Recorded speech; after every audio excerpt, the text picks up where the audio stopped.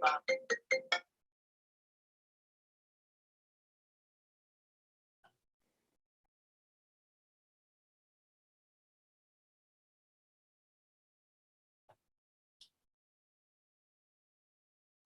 But VA and no.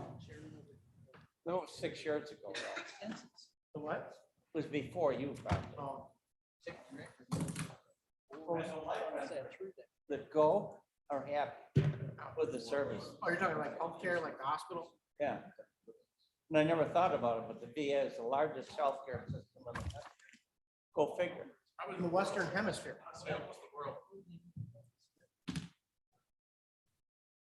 Hopefully, well, I think the biggest problem with healthcare, like this township, is bean count. We only need 4 nurses. So we'll send the other 7 home. And all of a sudden, 20 minutes later, we need more nurses. Got to have some people standing around. They're all worried about beans.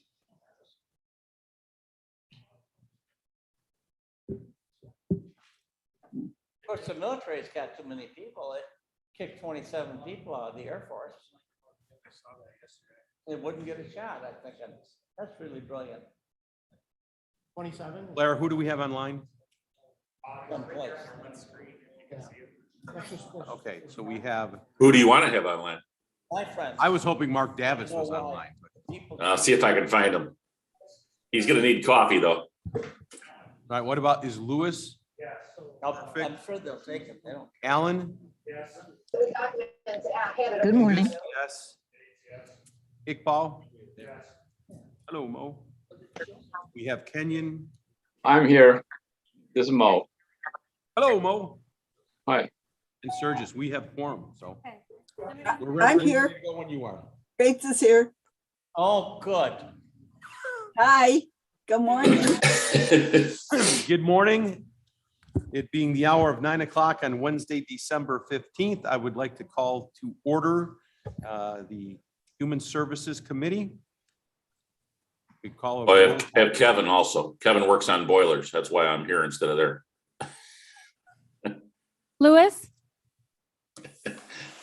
Allen? Alan, present. Bates? Faith's here. Davis? Davis here. Iqbal? Iqbal present. Kenyon? Pirog? Jepro? Sturgis? And you called, I see Lewis online. Anita, are you here? She didn't answer yes. Okay. Yeah, she's here. I see her online. I just don't hear her, so. Okay, good morning. This has been a hurried morning for me and just for educational purposes. I received on my way here, fraud alerts going off of my credit card going nuts. And it seems that after calling Citibank, just when you think that your children are grown and out of your house, your credit card could be buried in one of their Apple wallets still. And when their Apple wallet gets hacked in Minneapolis, shuts down all of your stuff. And this has been one heck of a morning to scramble into this place. So I Did you apologize fix it? if I seem a little disheveled, but I thank you. Is it fixed? Did you get it fixed? It's wonderful to be a handful of days before Christmas, and we're going to turn off your card and mail you out new ones that you'll have in 48 hours. It's really conducive Well, to Christmas. Merry shop. Christmas to somebody else. Yeah, exactly. To the nice person in China who hacked, God bless you. So, okay, call to order. Approval of minutes. I believe we're going to defer those minutes are not prepared for the meeting. And everybody's busy. We get it. We'll come back to those the next meeting. Do we have anyone for public comment that's in-house or online? Seeing none, we're going to monthly financial reports that I believe are attached and online. Does anybody? Okay, perfect. Veterans Assistance Commission, we've asked Jake to abbreviate his report and just let us know if there's anything that's outside of tolerance, because we have some heavy items to get through this morning. Jake? My report is in the agenda packet. Nothing is out of tolerance. I'd be happy to answer any questions you might have. Appreciate you taking the elevator ride up, Jake. Thank you so much. And And Jake, we recognized, is his name Steve? Yes. Yeah, last month at the committee level, and it was just an absolute joy to see you both represented yesterday. And I know we say often that we are truly, spoiled to have you in the leadership role that you have down there, and the level of professionalism and commitment that your team gives to our veterans is beyond reproach. And to just get that acknowledgement yesterday for a member of your team, can't say enough about it. I thank you so much. We have a great team. There you go. We all agree. Congratulations. Thank you. Okay. Jamie, I am going to ask you equally to abbreviate this report as much as we can, unless there's something outside of tolerance. If that's okay with you. Yep, everything is normal, nothing outside of tolerance. So all the reports are in the packet. And if anyone has any questions, I'd be happy to answer them. Does anybody have any questions for Jamie? Excellent. Thank you so very much. And again, this is outside of the norm. We have never done this before, but I think we have heavy items we need to get to, and I want to allow time. Compliance monthly training reports. So that's just the sexual harassment reporting. We are down to only 5 individuals that need to complete it, who are all board members. So we just need everybody on the board to make sure they get their sexual harassment training done. And just so we're clear, are you looking at the? No, you're done, Cliff. Yes. Okay, perfect. Perfect. As some of you may know, we have multiple companies, and I am derelict on one of them for my sexual harassment training. And I got the email yesterday. I was like, ouch. I'm sorry, Mavis. Am I done? Yes, you are. Yay, Okay. Mavis. Yay, woo! There we go. Okay, Jamie, if you need anybody to make a push or a nudge on that, I'd be more than happy to do it, so. Okay, old business. Health Department analysis. Pat Farah, the consultant that we've been working with on that health department analysis, is here to make a presentation to you on her final report. Perfect. And admittedly, I have not, despite our best efforts, Pat and I were not able to get together before this meeting. So this is the very first I'm hearing of the report, and, we are all ears. And thank you very much. I'm at the very end of a cold, so if I start to hack, I may walk out and get my water. Thank you again for having me back. Pat, could we set the stage with this, that I would like you to explain as briefly and concisely as possible what your scope was and what your goal was, so we understand where you're going with this outcome. Is that okay to ask? Absolutely. Okay, thanks. Absolutely. The purpose of the project was really twofold, or maybe 3. One was to get input from the staff on gaps in staffing, in services, in activity in the health department. The second was to identify some of the critical criteria for the executive director recruitment that's going to happen after the holidays. And I presented that to you last month, so you have an idea of what that was. And the third was just to get an overview of the potential workforce issues and areas of productivity and workforce that could be improved. Okay. What I'm going to focus on today is kind of just the general overview as well as the staffing piece of it. There is a lot of detail and justification and backup in the report.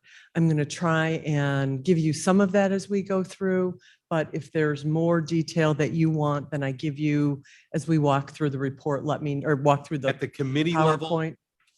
I think we're looking more for flavor. At the human services and executive level, they're probably looking more granular. Okay. Before you start, could you give us some idea, and Jamie, help out if you can. How many people are we talking about in that department? 58 right now, and I think they have 5 or 6 vacancies, something like that. Okay. And that was one of the things that did come out in my interviews with the staff. About 10 years ago, there was a major reorganization of the health department. And at that time, it was almost twice the size. Okay. So there was a significant cutback, and a lot of the services that were offered by the health department were then contracted out to other organizations. So that was a Were you able significant to change. identify with that, to begin the analysis, the scope of work that's required or mandated by the department? So when we say it was cut back from, and I'm just using numbers, from 100 people to 50 people, Mhm. I'm assuming we outsourced some of that workload, but we live in a world where Springfield, for instance, might say, you have to do this, Mhm. but it's unfunded mandate. Mhm.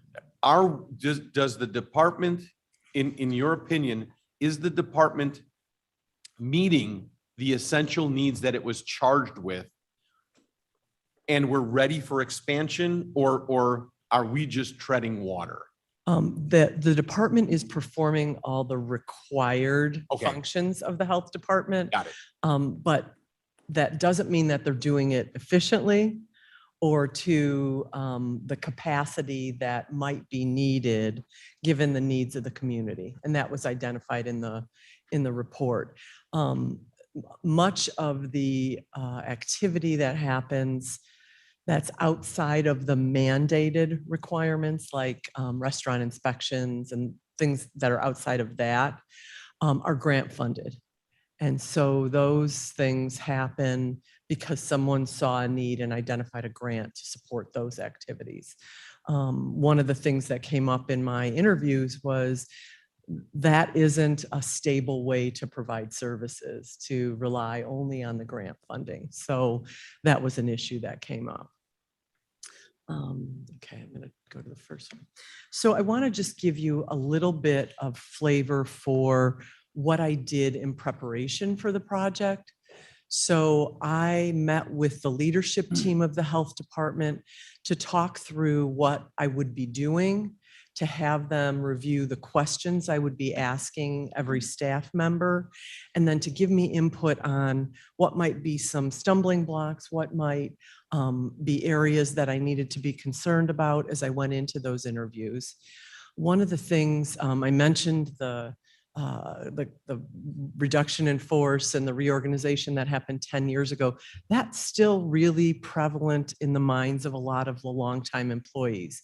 So it was suggested that I have an all-staff meeting where I explained the process, reassured them that this was not intended to cut more positions, but was intended to identify opportunities, possible gaps in services and in staffing.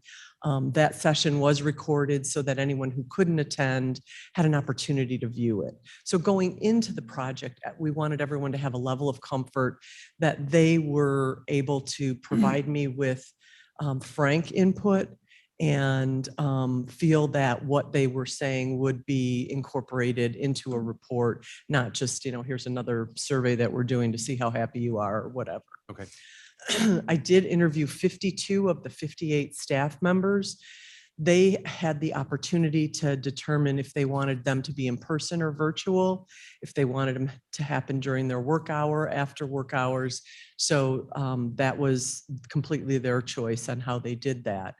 The other thing that I did as part of this project is they just completed their 5-year strategic plan, and I reviewed that to see what were the priorities of that plan and how did they mesh with some of the things that came up in the interviews. So that was the process that I went through. So some of the general observations or things that came up a lot in my interviews was staff felt that there should be a focus on health equity, that is on the populations that are most in need, making sure that those people are getting services. Given that about 33% of the population in Kane County is Hispanic or Latino, the need for translation and interpreter services was identified as significant. The communication issue, both internally and externally, how the health department is viewed by the public, or what I heard a lot of is a lot of people in the county don't even know what the health department does. So the whole issue of branding and outreach came up. With respect to human resources, consistent staff onboarding and training and ongoing performance evaluations were raised as areas of concern and that needed to be improved. The increased resources, both in funding and staff, was identified, and then expanded and improved community partnership and collaborative activities. It was recognized that it is impossible for a single health department to provide all the services that a community or county needs, and that they would have to continue to build the partnerships that they had developed to provide those services. So these were some of the general things that came up. Can I ask a question as you're going along? So I'm going to assume that the health department is more akin to the state's attorney's office than it and the coroner's office than it is, say, the sheriff's office, in as much as each municipality has a police department and then there's a sheriff's office for the outlying. The health department doesn't, do they or do they not? Does St. Charles have a health department? Does Geneva? Does West Dundee? No. Or similar to a coroner, the county acts as that role from south to north? Correct. Okay. Correct. That's how it works. Yes. There are some other organizations that provide some of the services the health department doesn't. Aunt Martha's, the Visiting Nurses Association. Those are some of the organizations that services were contracted out to a while back. So they perform some of those services, but they're not public entities. They're not a public health department. And if you can, just off the tip of your head, does anybody have any idea what the budget gross number for the health department is? And of that number, percentage wise, is 50% of it grant funded and 50% is tax funded? I did not even look at the fiscal part of it, so I can't, Okay. I can't Thank you answer for that. being I don't honest. know if Appreciate anyone that. else has any. I think that if I may, they have a substantial amount of grant funding. Do me a favor, pull that closer. There is a substantial amount of grant funding with that budget. And I Percentage wise, can you define 25%, 75%? No, not at 75, 50? but I'd say anywhere from the 40 to maybe 55% Okay. category. Okay. Thank you so much, Madam Chair. And that's Mr. not the case Chairman, across the Shepro, It's Mr. Shepro. Yes, I'm sorry. Madam Chair. Mr. Go ahead, Ken. Ken, go ahead. The city of Elgin does have a health department that's a division of its community and neighborhood services, Oh, interesting. but it does not have the same type of jurisdiction as our health department. But for Okay. example, my recollection is that Elgin does its own like restaurant inspections Oh, and okay. does not use the Kane County Health Department. Ken, thank you for that information. Valuable as always. And Aurora might be similar, I'm not sure. I don't know. I didn't I hear that. don't think so. For the Green Fest, we had to use the Kane County for inspections. Okay. Mavis, thank you. I think that the state requires the county health department do inspections. So there may be another layer that a city does. I don't know that for sure. And they also do Another well oddity- inspections, the county. Ken, let's chime in and stay in decorum here. So, Sorry. Well inspections. pardon me? Well, to make sure that the wells are safe. Drinking water. Wells, just, Yes. yes. Okay. private Wells, not wells. like wellness. No, Wells. in the wells. Groundwater Water. wells. Got it. Yes. Yes. Septic, tanning salons, lead prevention. There's a whole range of other than food that they do inspections on. Got it. Okay, great. So I took those general observations and I tried to mesh them with what the strategic plan said, what the priorities were there. And so what I identified here is of those major things that were identified as general issues or observations, all of them are somehow being addressed in that strategic plan that just came out, which was a really positive thing that I saw on my part. There's a good connection between issues that the department has and the things that their leadership team has identified as priorities and they have set goals for. So those things I talked about in the previous slide are all addressed in the 5 strategic priorities in their plan. Were you satisfied identifying an issue and having a methodology to take action on those? Were you satisfied that there was a methodology there? They actually identified goals and measurements for each of the Okay. priorities, and then broke the priorities into subcategories and had measurable outcomes for each of those as well. So measurable or actionable? Both actionable, because they listed some activities by year and then identified how they would measure those activities. Perfect. Thank you so much.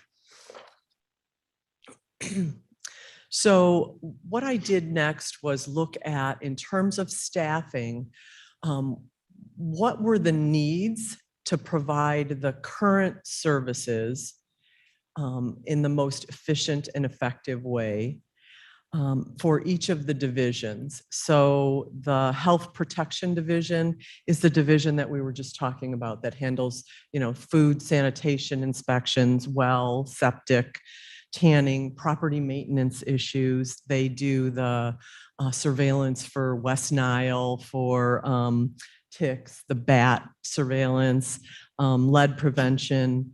They do also track all of the communicable diseases and report on that. And then they also do education on chronic diseases. So that department has a pretty broad, or that division within the health department has a pretty broad scope. What I did was I broke the staffing recommendations into 2 levels. Those that I called priority 1, which were things that there was an immediate need for. And then the priority 2 would be a lower level need. So I'm going to talk mostly about the priority 1 level, but we'll give you a little bit of information on the level 2. So in the Health Protection Division, there are currently 9 environmental health practitioners. Those are the staff that go out and do the actual inspections. There has not been a change in staffing in this division and of the environmental health practitioners in the last 10 years. But the number of restaurants and the number of well and septic inspections that have to be done have gone up over the last 10 years. About 15% increase, according to the state, in restaurants and accommodation facilities over the last 10 years. In addition, last year, the Illinois Department of Public Health increased the requirements for those inspections, which means they take longer, there's more paperwork, and they have to do more follow-up. So there's been some changes that warrant some staffing increases there. Might I ask if it's one thing to say that we've increased the number of boxes that need to be checked, but has technology helped reduce the amount of time it takes to check those boxes? Unfortunately, and that was one of the things that came out in a lot of my interviews, is the technology that the health department is using is not sufficient for what they need. So they're still doing paper applications for inspections.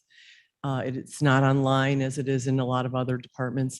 All of their documents are in paper, and then they have to translate them to computerized format. So there has not been any efficiencies in that. I have limited exposure to the health department, but as a booster club, high school booster club chair, believe me, on a Friday night when you're waiting for before your concession stand can open, and you know that you're number 14 in line for all the other football teams and you're at the north end, that person becomes increasingly important for that. Right. And then we listen to the builders that are all saying, I couldn't get my permit for that. And I'm just like, it takes 9 months to build a house, 4 months to build a house. Really? When did you turn it in for your inspection for your well? I mean, I think there's things that technology wise, we're probably due for an overhaul there that would help them enormously. And I don't know the cost benefit analysis of that at all. Yeah. So, And I didn't do any Okay. cost benefit on that. In fact, but your hunch is the same as mine. They need some attention from an IT perspective. from both, yeah, Yep. they need a staffing, just because physically they have to go out and do them. Right. So even if technology helps with the paperwork piece of it, they still physically have to go out and inspect 1, 2, or 3 times a year, depending on the kind of facility, Absolutely. that kind of thing. One of the things that I should mention is all of these staffing recommendations do have funding implications. The staff and the leadership in the health department recognize that. And that's one of the things that they know needs to be analyzed. What is this going to cost? And how would you pay for those kinds of things? So these are just the recommendations. There's not any funding ideas attached to it. But was it your perspective at all, and I'm sorry to ask so many questions, That's but okay. was it your perspective at all that there was any amount of the recent ARPA funds that could be available to help them? And did they have their ducks in a row to get those as our portal opens?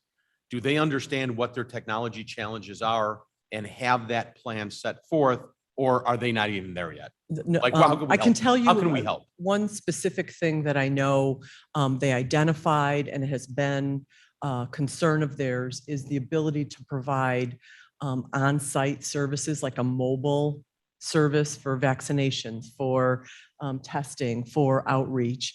They did put in an ARPA request for a mobile van that they could do that. So I know that happened. So my guess is they've looked at some of their other things in addition to that. That's just the one that comes to mind. Super. Okay. Lead risk inspector, they currently have one.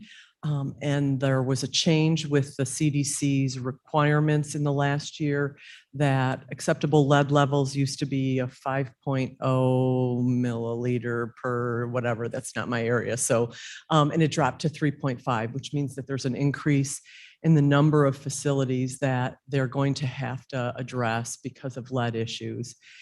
And the communities in Kane County do have a high level of lead pipes. In fact, I put in the report, I think it's Aurora is the second highest in the state in terms of lead So pipes. again, is that one person we have supervisory over all of the municipalities that are testing their own? Or is that one person expected to go test every community? My understanding is that they have the mandate to do all of the lead testing. I don't know how one person's doing that, so. And then given the increased requirements in both lead testing and inspections, an administrative assistant to support the paperwork tracking, that kind of stuff. On the priority level 2, a health educator, one of the mandates of this division is to provide chronic disease outreach and prevention. And so a health educator to do that would significantly add to their ability to provide those kinds of services. Right now, it's kind of on an ad hoc basis.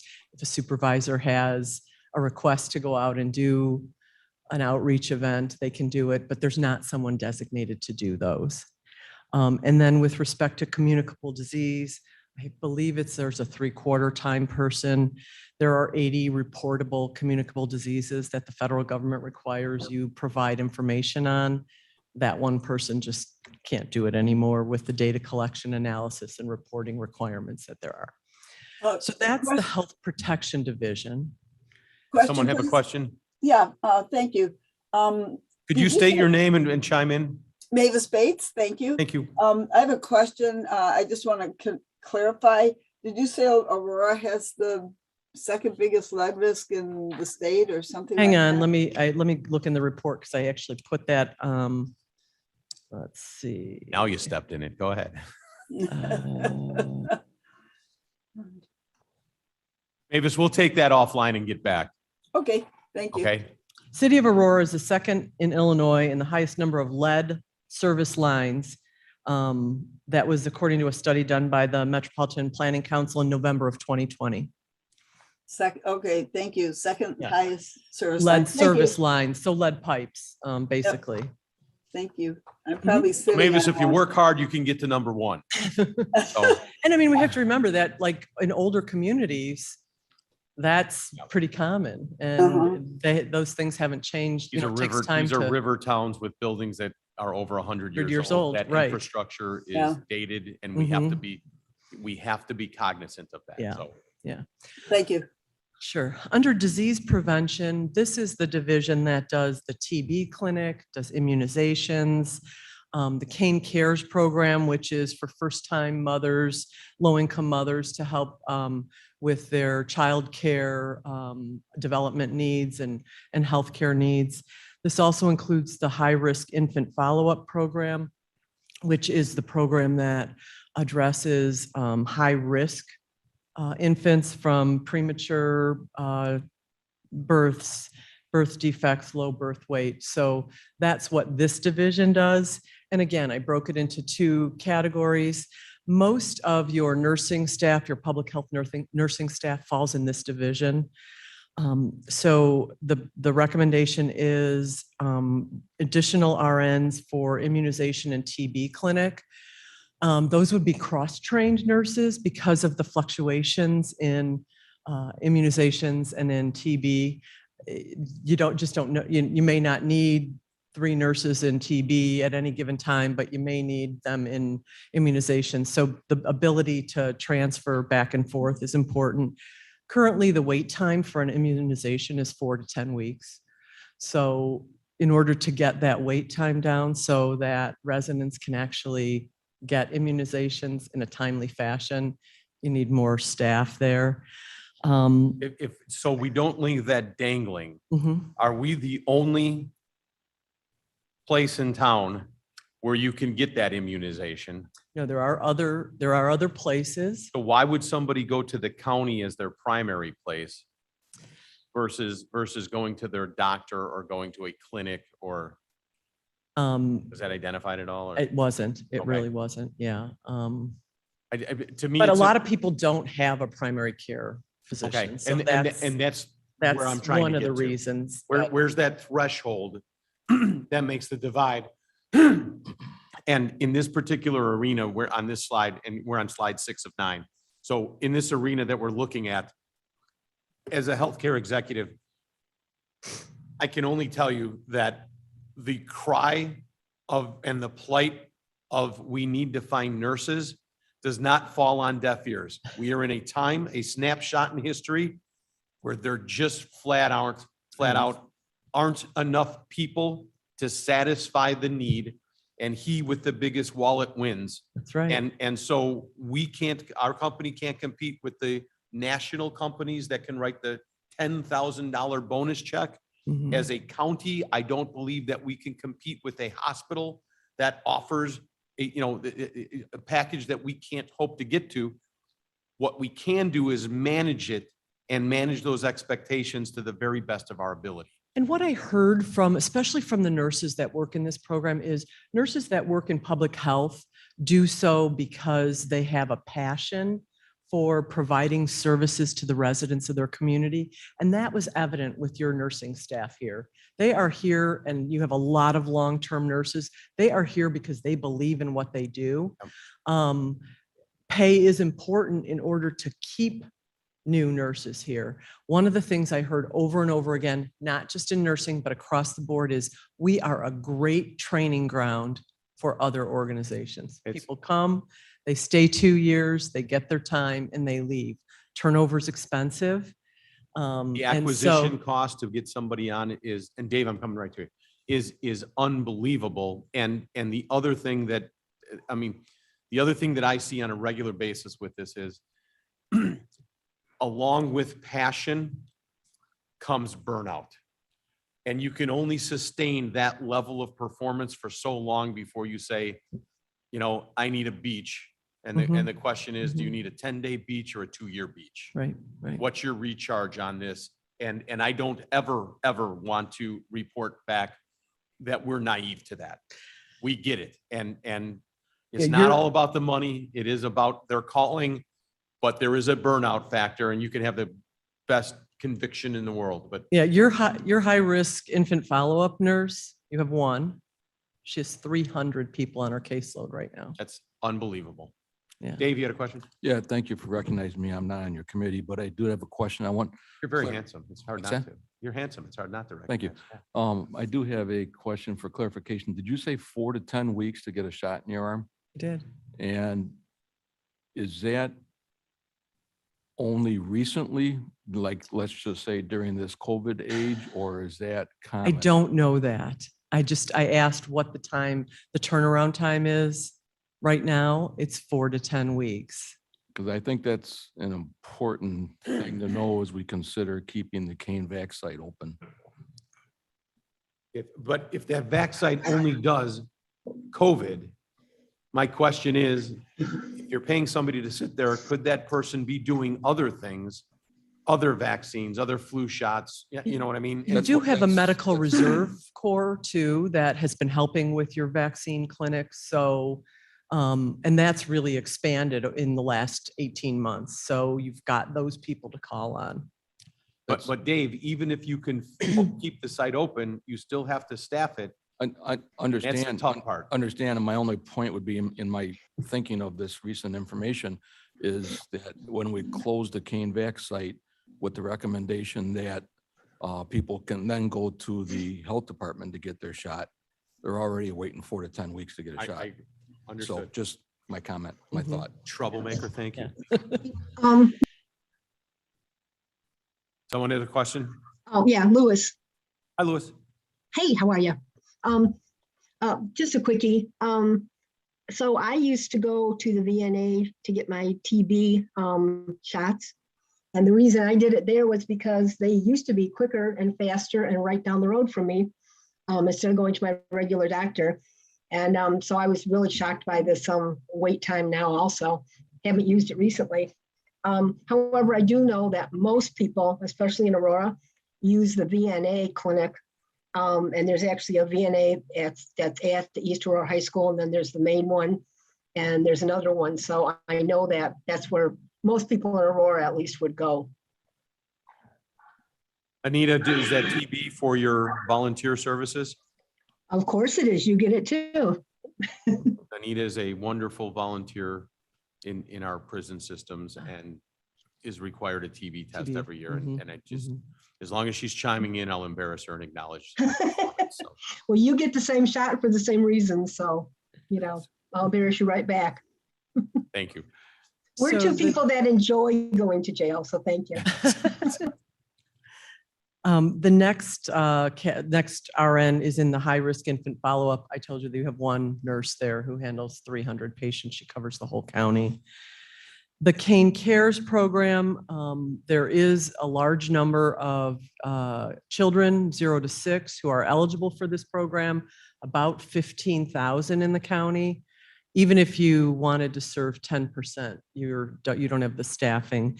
This recommendation would just replace a nurse that grant funding was eliminated and so lost a staff there. The lead program, I mentioned the change in that, the standards in the communities that have high lead levels. And then if these staffing changes were made, a public health associate would be needed to schedule and do intake for the immunizations and TB. Somebody has to get all that paperwork done. On the priority level 2 side, generally an administrative assistant to help with billing if there's increased clients coming in to do that billing, RNs for outreach. And then it was also suggested that it would be beneficial to have a nurse practitioner. A way to cut some costs would be to have this be a clinical site for nurse practitioner students. So you'd be able to do that. Some general recommendations with respect to staffing, bilingual interpreter or translator. This isn't tied to any specific position and neither is the bilingual RNs, but just across the board to bring in and put an emphasis on bilingual staff because of the large Hispanic Latino population here in the county. The issue of outreach and branding was kind of exacerbated during the COVID pandemic because the staff realized that there aren't a lot of people who know who the health department is. They don't have a good outreach mechanism. Their website isn't user-friendly, so people can find the services they need. So this was an area that there needed to be some kind of staffing, new staffing implementation there. And then the wage and salary review, I know that the County Human Resources Department is moving down that path, and that was something that the staff recognized. None of this could happen without having some kind of review of the wage and salary. In the full report, I give you an idea of how your salaries for some of the critical positions compare to salaries just generally in the Chicago metro region in the state, and you're significantly lower. Pat, you are unfortunately coming after some very heated discussions over the past few months and quantifying some information for us, which I think we all suspected, and we thank you so much. But one of the processes that we just completed was the reapportionment map, which was very sensitive to some of our Latinx communities, which we identified as a small pocket in Carpentersville, a large pocket in Elgin and Aurora.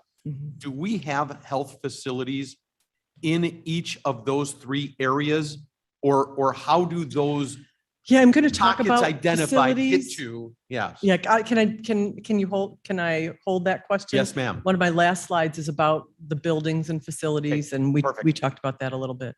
Madam Chair, 1 second. Excuse me, Pat, just to follow up with what you said, was brought to my attention yesterday in regards to websites, social media, et cetera, public information, that the Kane County Health Department has an answering machine you call up, and they direct people to a website that you could go see.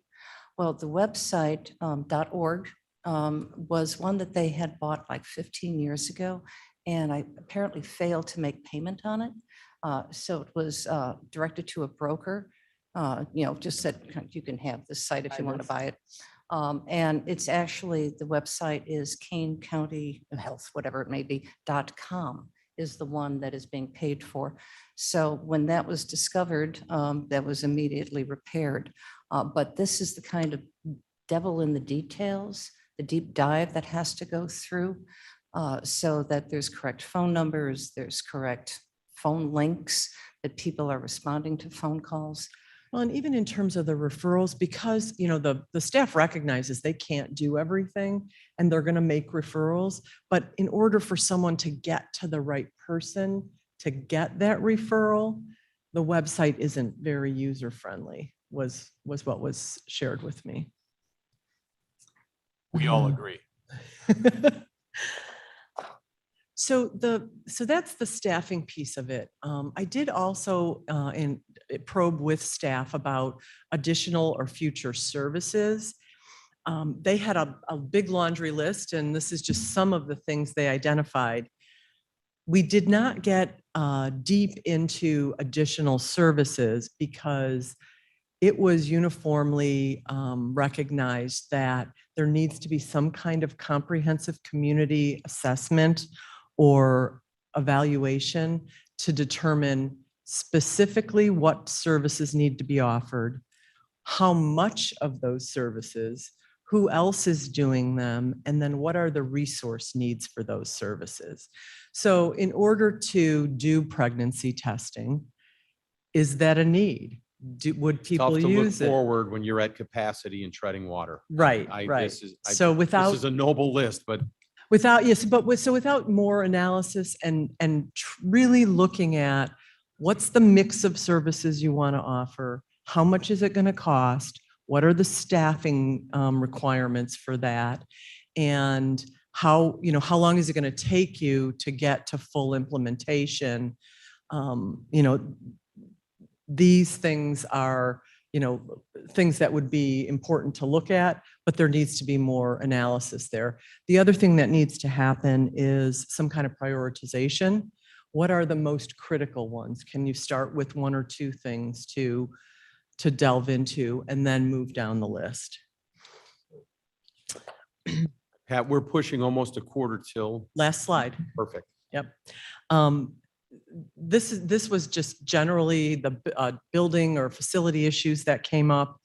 You asked about location. The Aurora location is good for the southern part of the county, but transportation's an issue for people in Elgin and in Carpentersville.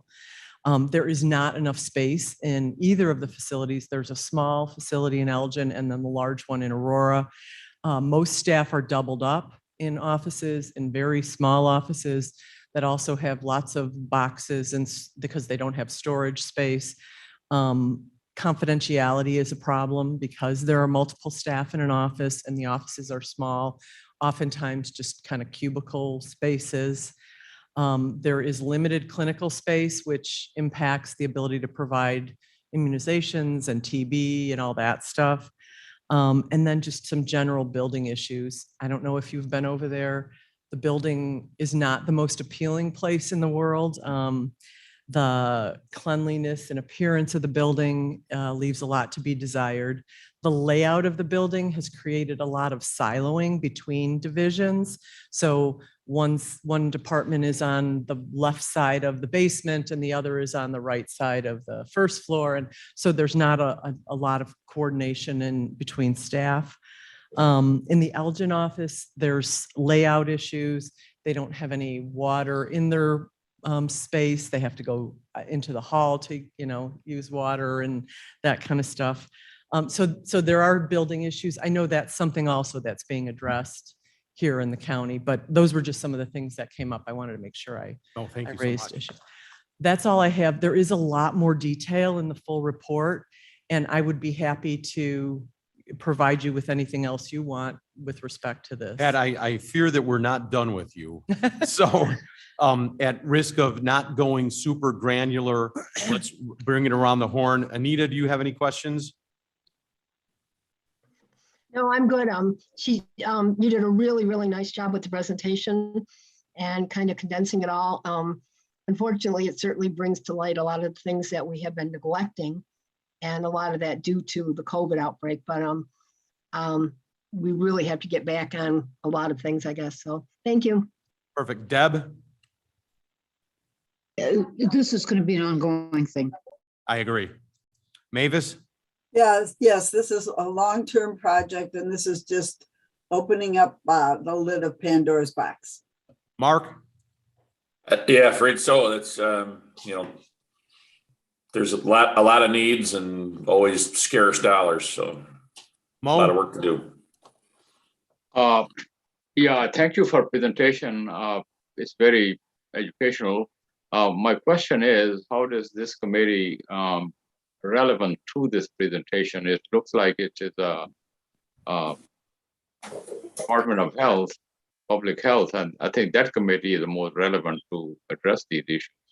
Mo, that's a great statement and a wonderful question. And I believe HR, Human Services will at some point be handing this off. Next week, we'll Okay. have their committee meeting. And we are more than happy to work hand in hand and help facilitate wherever we need to. But I don't see this being a handoff in its entirety. I see it being a continued partnership between the two committees, between the two departments, so we can achieve this. And this is just step one. If I'm mistaken on that, Jamie or Pat, let me know. But I think this is the preliminary step. So, Ken, do you have anything? Or Madam Chair? Thank you for the time. I So know I very, took up very a much lot for of your everything time. you've done, and we appreciate it. And before we move on, Ms. Gums, are you on? I'm on. How are you? Yes, that statement about Dave, I mean. Oh, yeah. Well, it is what it is, right? Okay. Business analysis update, Jamie. I'm just going to give you a brief update, let you know we're still working on the RFP to pick a consultant. So a consultant hasn't been chosen yet. We're kind of hung up on, we're getting job descriptions from all the departments and making sure there's alignment between the job descriptions, the org charts, and then the payroll system to make sure that we have consistency across all of those. So we are working directly with each department. We have had excellent cooperation from all of our departments in getting all of this organized and squared away. So I just wanted to give you a quick update and let you know we are still hard working on it every day. The And it's moving Herculean forward. task. It is. It's truly a big is. project. And just so if I'm not mistaken, there were two departments that were reluctant to assist. Have they been assisting or at least getting you what you needed? Two departments have declined to participate, and they are offices of elected officials. And if they decline, then they decline. Okay, thank That you. would be the Recorder's Office and the Regional Office of Education have declined to participate. Okay. Jamie, thank you so much for staying on top of that. It's so appreciated. Ethics ordinance, Vincent, straight from court, ran right over here. We appreciate your hustle. Not a problem. So the update on the ethics ordinance, as you remember, we were working on the Lobby Registration Act, and there's a bill that is going into effect starting January of next year. I was looking at that and put together a draft of that lobby registration ordinance. I brought hard copies here. I can also disperse it electronically for those who are not. Let me ask you the sequential question. Do we put ours in effect before that law is in, or do you need this sandbagged until that law is in and then we layer ours? I would wait until that law is into effect, but I'm just dispersing them today for a hope to have a discussion on the next committee meeting. By that time, that law will be in effect. So, okay, under the notion that we are stronger together than our separate parts. Mo, are you on top of looking at this, and are you and Vince hooked up? Yes, I got the draft yesterday. I looked at it. I had a very minor, picked up a couple of typos and here and there. So I can send mine back. My suggestion would be that every committee person should get it right now and start looking at it. that sounds good. I would like to receive that draft that Mr. Benson has.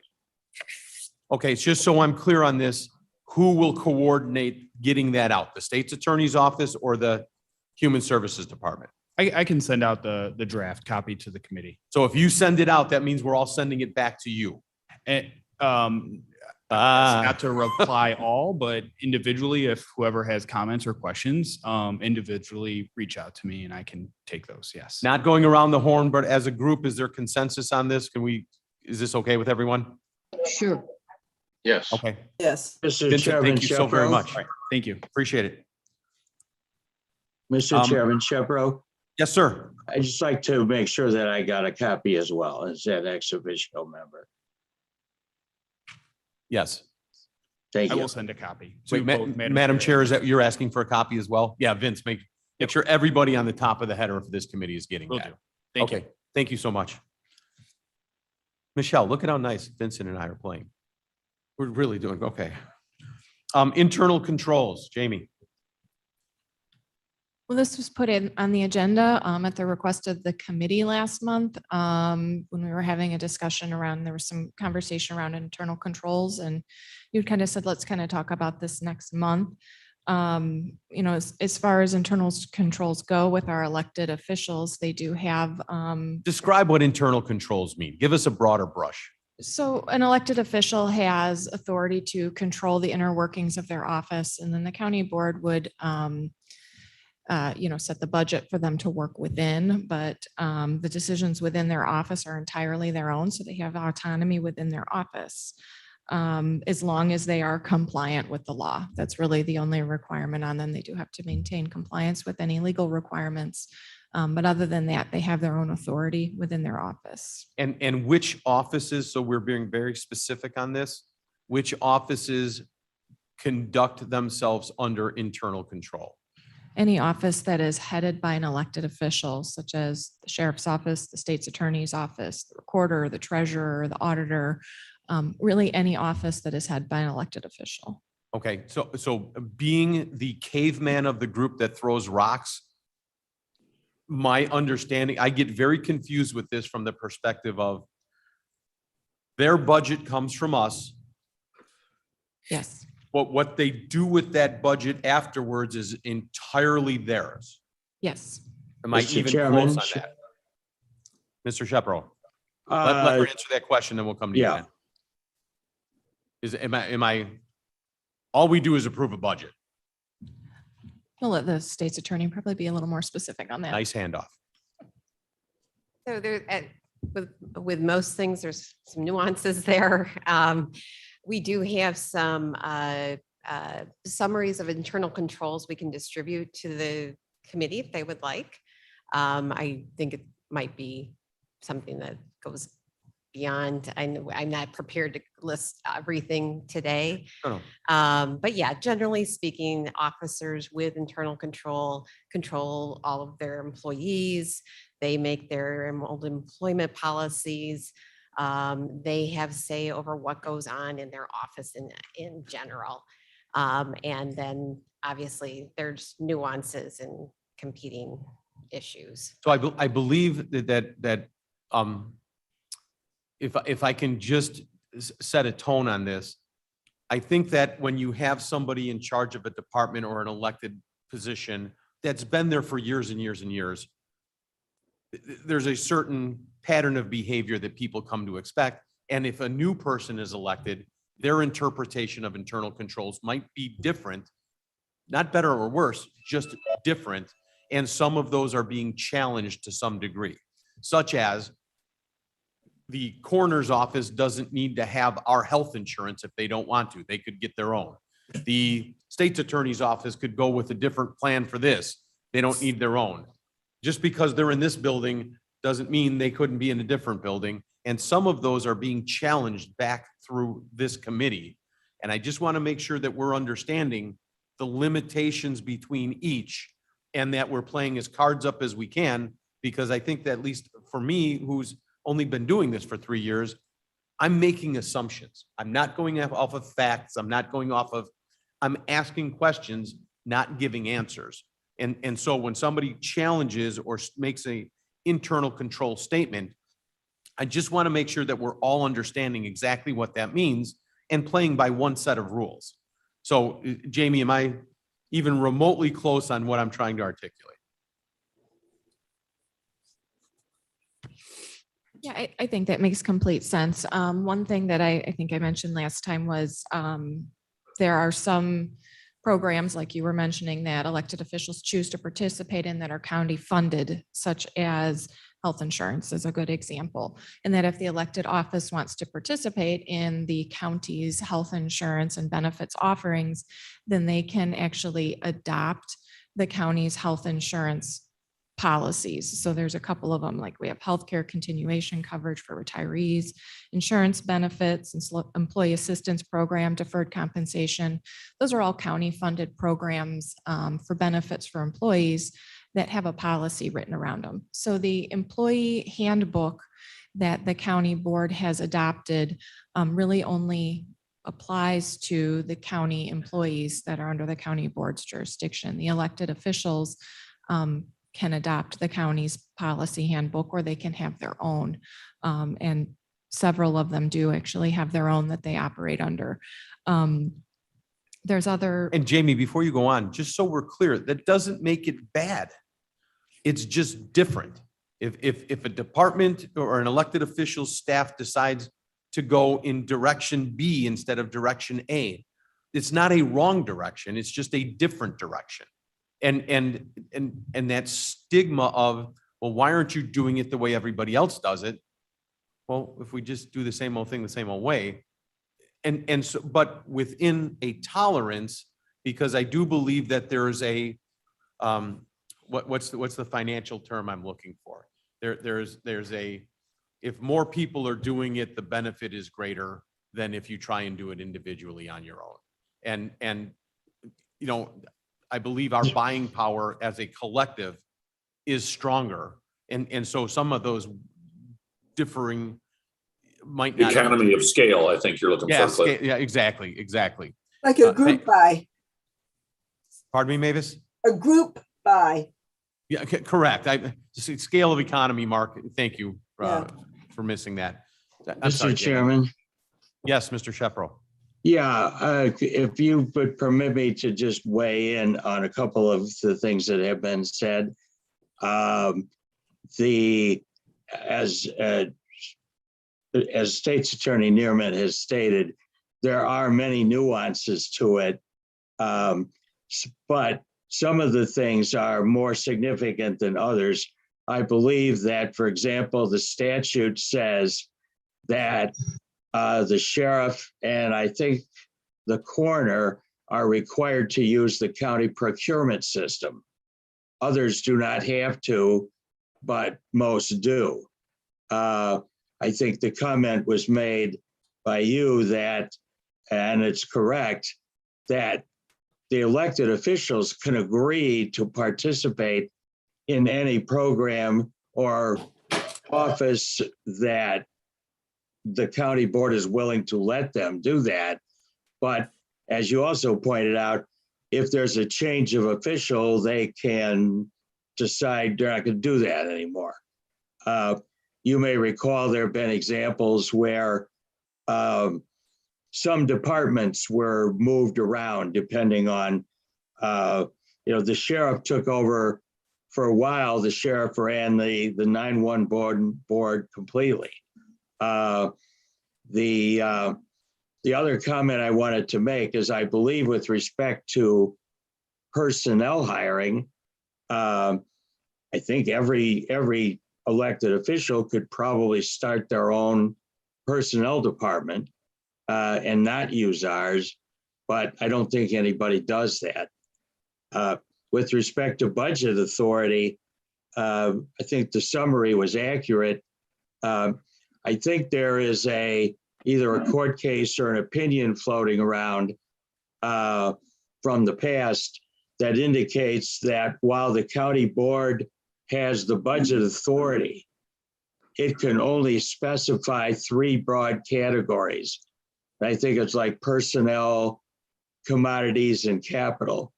And so, although you will see a budget that's got individual line items, the elected official actually has pretty much carte blanche to shift around within those line items, as long as they don't go over their overall budget. And I guess the last comment on this is a system that's been in place since the 1840s, 1850s, and it only works well if everybody wants to try to work together. Indeed. If those of the more senior board members will remember the fight with the Miss Seiler when she was the circuit clerk.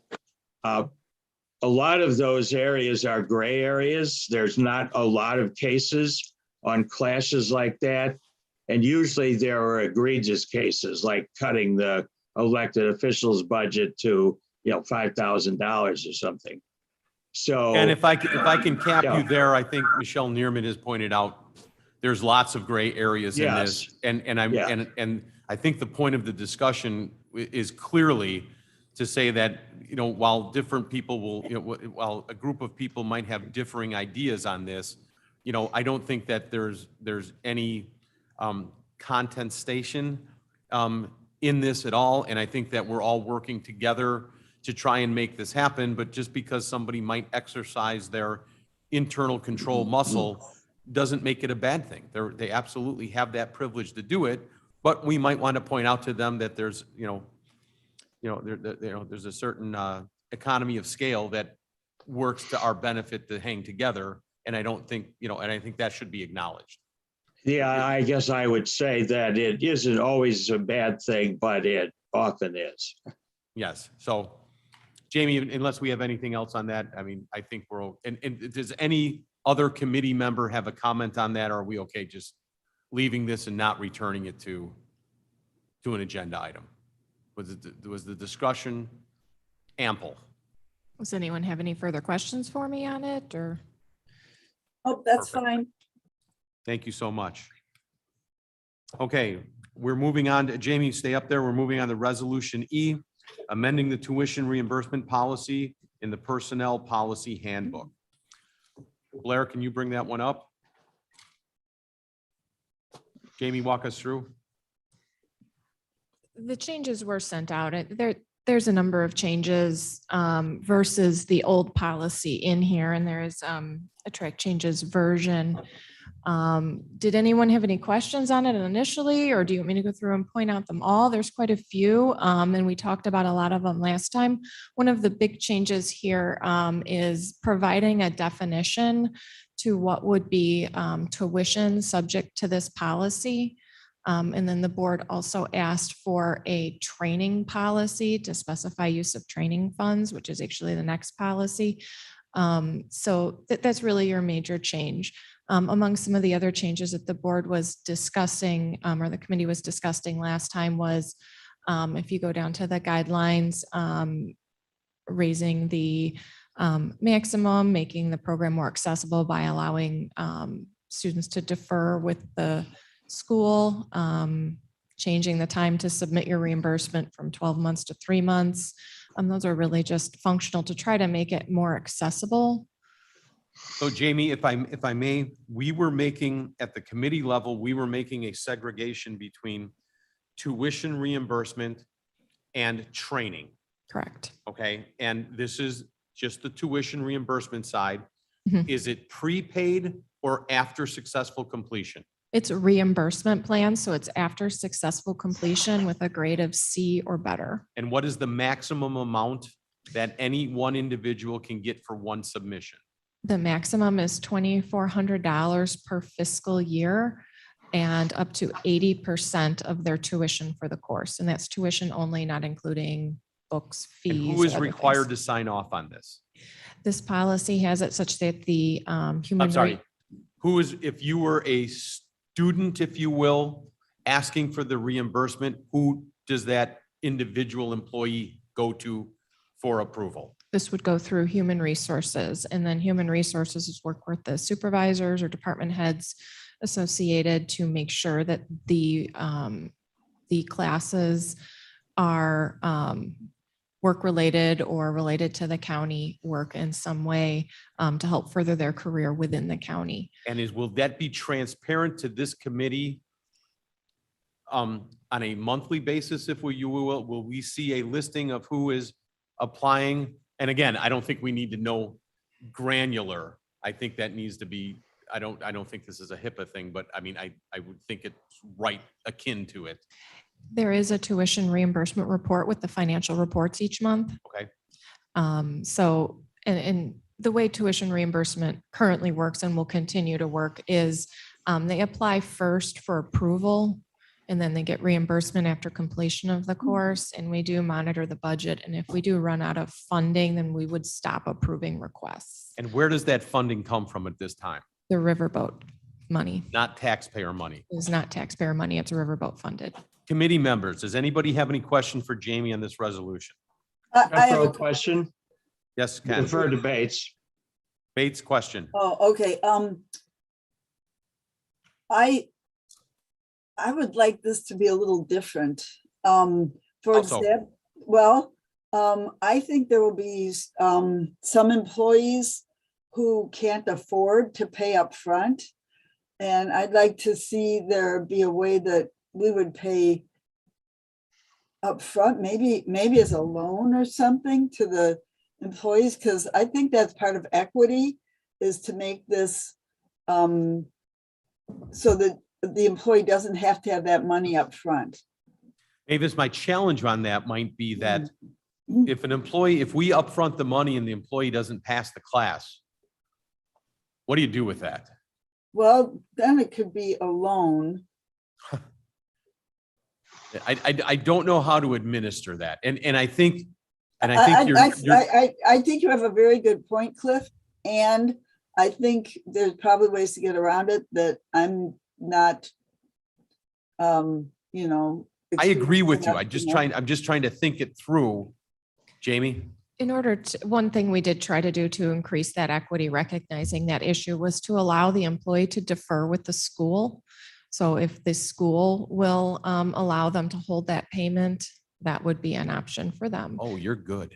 I mean, they would pay afterwards? Yes, they would pay after completion of the course if the school would permit that deferral. The policy previously stated that the balance had to be paid in full before we would do reimbursement. But if the student can defer with the school and the school will issue them a grade, then we would allow that. That was just the effort to increase that equity. Davis, would that satisfy you? Well, I've got another question. Do schools do that? I've never heard of a school doing that. I think their financial aid office, yeah. Ken, Okay. you had a question? Yeah, well, I had a comment. I did to the Mavis's and your comment. I mean, if you, the record keeping, additional record keeping that would be required to be determining what constituted financial need, I suggest you talk to the supervisor of assessments about what's required, for example, to get the senior freeze. And it's a very intrusive, lengthy process to determine whether somebody qualifies for that financial assistance. But my question was, is there a lifetime cap in addition to an annual cap? I don't know the answer to that, Jamie. We do have a lifetime. If you scroll up a page for me, Blair. We had a cap, a lifetime cap of, I'm trying to remember what it used to be. To change it, I believe the first suggestion was to change it to 19,600 as a lifetime cap, and that would enable people to get an associate's degree. There was also talk about removing the cap completely, and I got comments from board members also to remove the cap completely. So that's really a choice for the committee to make, whether you want to retain a lifetime cap or you want to remove the lifetime cap. So that's part of the Where is discussion. that outlined, the lifetime cap? Do you want to scroll down? I think the red line version was included in the packet. That would include, so in the comments, I talk about the lifetime. Let me see what page it's on here. I can't read that. And if that was your question, that's an excellent question. I did not have that on my list. I apologize. Yeah, that was my question, because I think there was, at one time anyway, a lifetime cap. But We are collectively stronger, my friend. Thank you. If that's not in here, I suggest. It is, if you go to page 60 of the packet, the lifetime maximum used to be $9,600, and it was a suggestion of Commissioner Lewis to change that lifetime, or to remove that lifetime cap. So removed in its so- entirety? Yes. I would, sir, None of them. Yes, ma'am. I think that's a good idea. Let's leave this more open-ended. Jeffro, I was going to More ask, flexible. somebody mentioned a 19,000 number, and I wondered where that number came from. That was in the previous version, and I actually think it might have been Commissioner Bates who had suggested that in a previous version, and then the comments came back to remove it completely then in the next version, because we've been reviewing this over the last several months. So- That number came from an estimate of the cost of an associate's degree. So this is Lewis. Yeah, I was the one who put in the recommendation to remove it.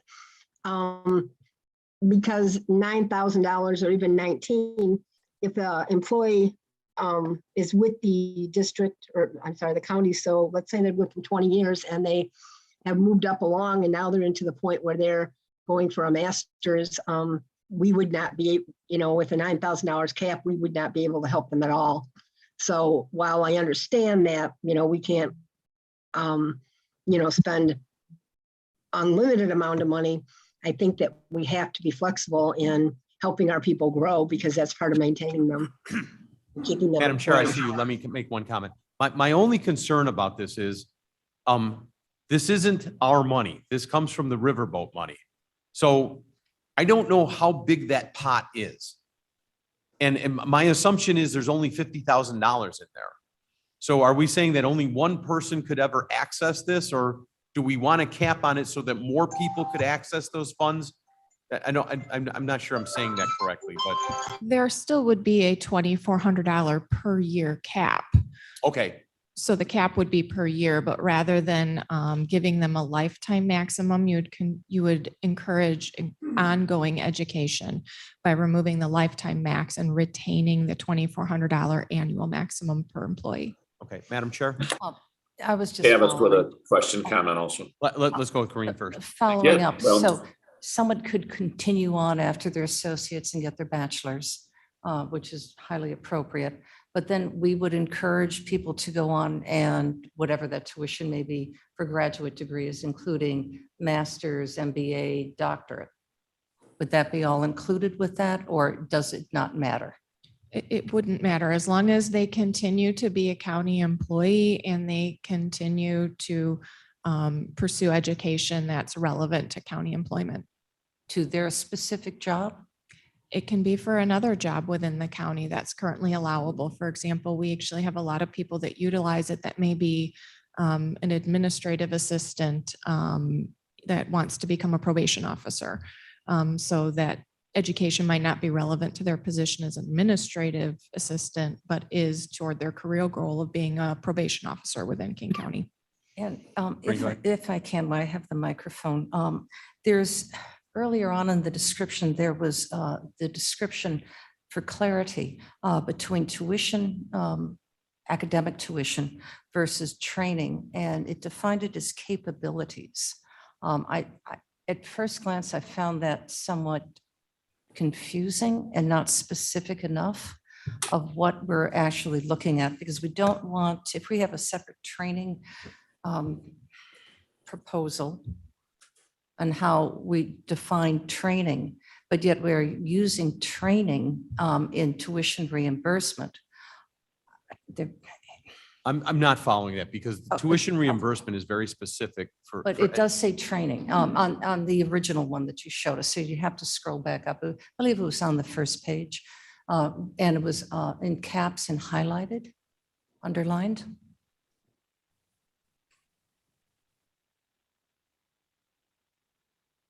Policy under definitions. There it is. Education includes any form of instruction or training that improves or develops capabilities of an individual. Jamie, at this point, I'm going to say, why don't we move this? Why don't we not call this today and tighten this up a little bit? And I mean, unless it's just that one word. Well, that does come directly from the IRS statute, that quote. And you just got trumped. So. Or did I get Biden? Yeah, you did. I'm sorry. Oh, that was good. If that's the IRS language, then I don't think we have a. Okay. But I believe the intent here is two very specific things. So somebody is going on for a degree is different than, hey, I'm in the IT department and Microsoft just came out with a new thing and I need to be credentialized for that or certified for that. Those are two separate game plans. Would it be possible, just so that future boards can see where this language is coming from? Could we qualify that even just in quotes, Department of Treasury, and cite the, just Include a cite it? reference. You can add a Michelle, reference. is that a nod yes or a no? That can't happen. No, it's actually at the header of the policy. And then we reference section 127 of the Internal Revenue Code there as well. Okay. Scroll down to the red line version that's got the header on it. This kind of segues to my question, Cliff. Go ahead, Mark. So I- put in there the CFR sites, Code of Federal Regulation sites. And then in the first paragraph, we do reference section 127 of the. I think those quotes, Internal Fred Revenue Flintstone Code. this enough for me to, think so. yes, I, Okay, very good. Mark, go Thank you. ahead. Just looking for It's just, clarity.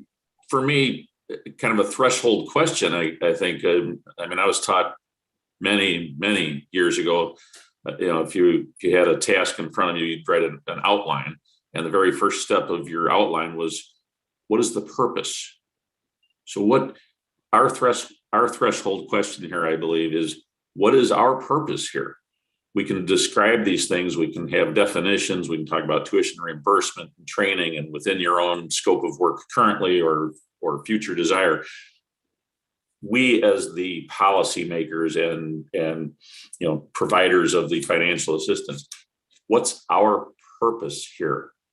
Is it to serve as many people as possible from this shrinking pot of money, which is unfortunately what riverboat funds have been? Is it to provide people with the opportunity to take the odd class here and there? Or are we really saying we want to help you get a degree?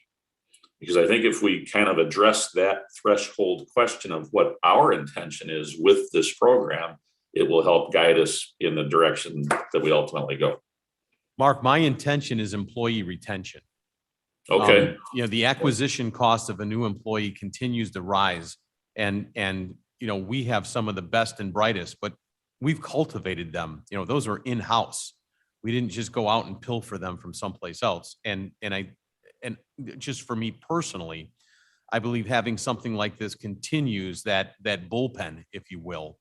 Right. No, and I think that's a great strategy. Mine wasn't to argue or advocate one way or the other. It was to do what you just did, which is let's identify what's our goal. So what's are you here? suggesting you need that statement inside the resolution? Well, as Madam Chair just alluded to, future boards will at some point have to look at this and try to understand what were they trying to accomplish? Why do we have this? Where is it going? So any of that can be included for clarity, because it won't always be you and me or Madam Chairman, it'll be future boards can look at it and say, okay, here's what they were trying to accomplish. Does it still do that or not? So any language that can be added that describes where we're trying to go with it, I think is useful. Do we have the ability to move this out of this committee to the next committee and add that blurb in between? Or do we need to keep this at this committee until the blurb is added before we move it on? Well, we do have that policy statement, that first paragraph, which is what we added to the policy in hopes to do what Mr. Davis is suggesting. But if you don't agree with that, the way it's written, we certainly can modify it, and we can modify it between committees, or you can modify it here and still move it on if you all want to do that. But that initial policy statement, do you want me to read it aloud, or? No, I would like to move this from committee to the next committee with the understanding that we will include a short line talking about employee retention. Okay. Mr. Chairman, Shepro. Yes, Mr. Shepro. To Mr. Davis' point, and perhaps to yours, and I apologize, I had to step away for a minute, so maybe I missed this. Is there a difference between tuition reimbursement, or if you are going to seek a degree, do you have to submit that up front? Or what happens if you take a series of courses which eventually add up to the degree requirements, but there was no plan at the outset to do that? Is that something that is addressed or needs to be addressed? And as part of that question, again, if I missed it, I apologize. Is this essentially a first come, first serve, as long as the funding is there? And you are correct in your later statement. It is first come, first serve. And depending on the other purposes for which we're doing this, is that fair? But the consequence of not having it be that way is then someone would have to determine who's got a better need or a better proposal for what appears to be a shrinking amount of money every year. And so the last point I would make there to bring it around is, given the goal, it's great to set all these guidelines and parameters, but if the amount of money is so limited that it makes it functionally impossible or very difficult to actually fulfill those, as the pornos, would one or two people soak up all the money in a particular year, then I think the goal of improving morale through and employee retention is almost dead on arrival. To address your first question, employees are required to provide a training plan. So that would include what their goals are and the programs that they're enrolling in to achieve those goals. And that would be something that Human Resources would evaluate along with their supervisor or department staff as to the effectiveness of that plan that they have and would be a part of the approval process. As far as all of the money being used up, our current funding for this is $50,000 a year. And at a $2,400 per employee maximum, that would get you nearly 21 employees able to participate each year. In recent years, we have not exhausted that money, which, for any number of reasons that may change going forward. So, I can't promise you what the future will bring, but in past years, we have not exhausted that 50,000. And 21 employees isn't a lot compared to our 1,300, but it's been sufficient so far. One comment. It's 25 is- after. Keep going, Ken. Yeah, I know. Well, Okay. but yeah, the word training program, or plan was just used. And that makes me nervous because one of the reasons why you're doing this is what is the difference between training and tuition reimbursement? And I just would caution that we have to be very careful how and where we use the word training, or we're just going to either increase or exacerbate the confusion that might have already existed.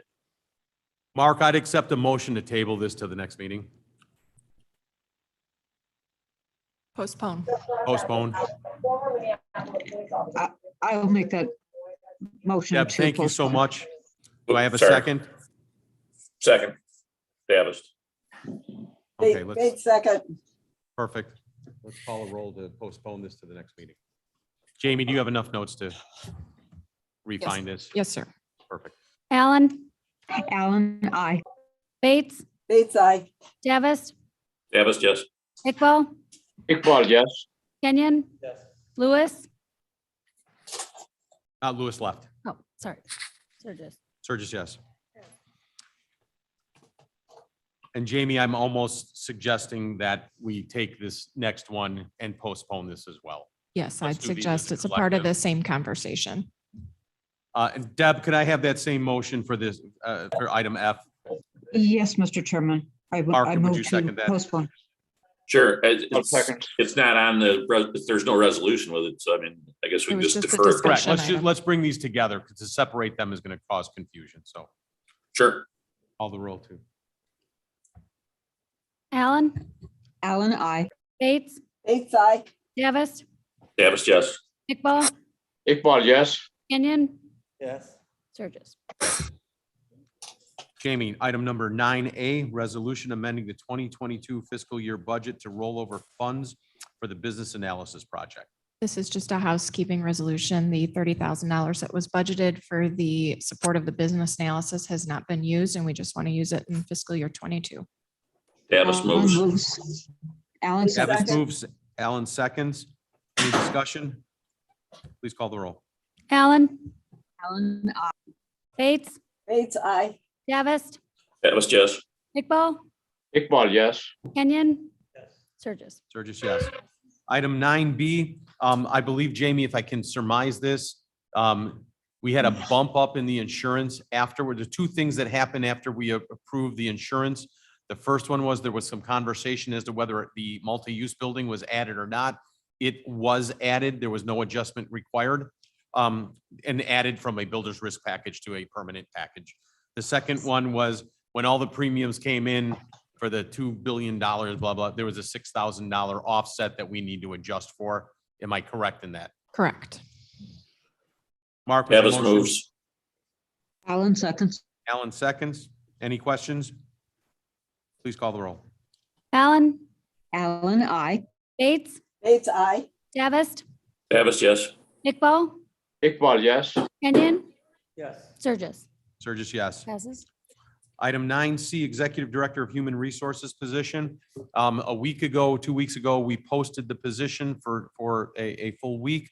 We received 20 to 22 candidates for the position. We have a committee of Surges, Leonard, Davist, Fonstock, and Onzik, representing the chair and two previous chairs of the committee and the two departments that interface most with human resources. That committee met last week and I'm so sorry, and Madam Chair, by all means. That committee met last week and we narrowed the field. Our goal was to narrow to 3 candidates that was concentric amongst the group. To our delight, we have 6 candidates that we are interviewing tomorrow morning, beginning at 11, going through 4:30 in the afternoon. We expect to be able to come out of that with our final 2, which we will debate amongst ourselves, and if need be, have a secondary interview with them before we bring that information back to, I don't believe we're going back to committee, Madam Chair. Did we agree that this was going straight to the board after that? I don't think we had, I don't remember that discussion in the process. Okay. It should probably go to the board. The goal is to have the hire completed at the first meeting in January. To achieve that goal, I believe the instructions we were given was that the committee, the hiring committee can bring that directly to the board for concurrence. Madam Chair? This Mike, we may, as a courtesy, want to go into executive session very briefly to introduce the final candidate to the admin or to the executive committee before it goes in, just so that they're aware of who this individual is before we actually go to the board. So that would not be today, right now? Oh, absolutely Absolutely not. not. Okay. Correct. So any questions on that, how that search and how that process is going? Seeing none. Okay, we have a motion to place reports on file. So moved, Davis. Allen seconds. Alan second, there we go. Any conversation on this, discussion? Please call the roll. Let's go with Kenyon and Davis as second. Sounds good. Allen, Allen, I. Bates, Bates, aye. Davist, Davis, yes. Iqbal, Iqbal, yes. Kenyon, Yes. Surges. Yes. Passes. Item 11, executive session if needed, release of closed session minutes. Do we have any closed session minutes at this time? Is there an urgency for that? We're at 10:30. Okay, wait, we have a state's attorney who has raised their hand. The Open Meetings Act requires that each committee review their minutes semi-annually given the nature of the pandemic and then remote meetings and so forth. We have been unable to do that for quite some time. In light of the number of the makeup of the board who's here in person as opposed to remote means makes it a little bit difficult in any event. So I would leave it up to the chairman whether or not you want to defer it till next month, but in any event, we're here and ready. You to have go. been waiting here for an hour and a half. Yeah. Do you want us to do this now? Or is it better when we have more people in person for you to hand these out to? If I There's only could- 2 of us in the room. If I could at least ask for a closed session just to talk about it very briefly, I would appreciate that. I would promise to be done in less than 2 minutes and 50 seconds. Mark, did I just hear you That's motion very to go to precise. executive session? I move that we go to executive session to Bates, discuss the second. release of closed session minutes. Bates, second. Call the roll for executive session. Sorry to the committee behind us. Allen, Allen, I. Bates, Bates, aye. Davist, Davis, yes. Iqbal, Iqbal, yes. Kenyon. Surges. Surges, yes. Passes. Blair, it's all yours. Okay, everyone online, please accept the invite to go into the closed session. Be aware we are live streaming, so until I give you the okay, anything you say will be going out to the public. Give us a moment to get everything shifted over and we'll get started again here momentarily.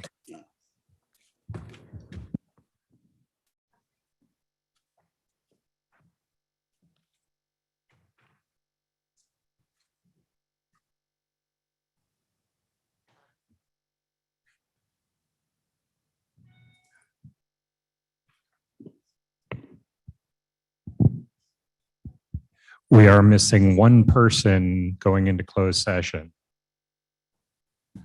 Lewis was not, Lewis has left. Yes, no, I know. Waiting for Davis.